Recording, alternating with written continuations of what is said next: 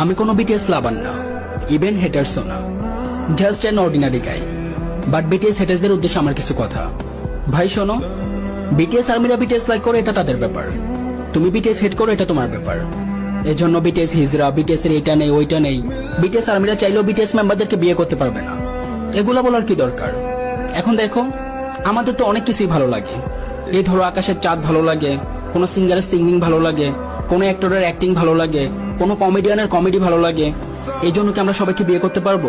সবকিছু কি চাইলেই পাওয়া যায়? ওয়ান সাইড লাভ বলেও তো একটা কথা আছে। আর হ্যাঁ, কাউকে সম্মান না করতে পারলে, কাউকে বড় না করতে পারলে, অন্তত কাউকে ছোট করার বা অসম্মান করার রাইট তোমার নাই।